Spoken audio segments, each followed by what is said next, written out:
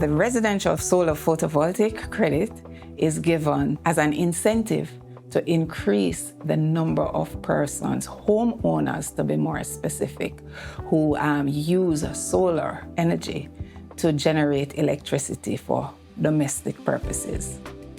Right, so in a nutshell, the solar photovoltaic credit is a reduction in an individual's tax liability, right, in respect of a system that they would have acquired and installed at their primary place of residence.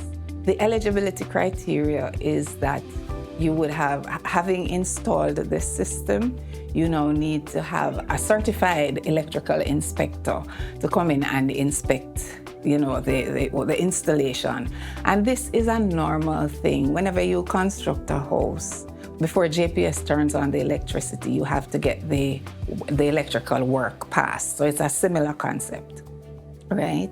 The other thing is that the property tax must have been paid on the property, right? The premises must not be used for any commercial activity. As the name says, it is a residential solar photovoltaic credit. So it is not allowed for commercial purposes. It is strictly for residential purposes. Persons who are desirous of benefiting from this credit, they'll be required to file an income tax return.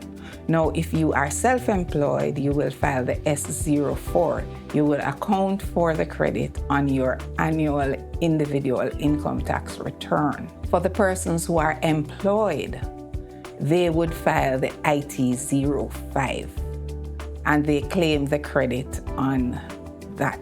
So essentially what it will do is reduce your income tax payable.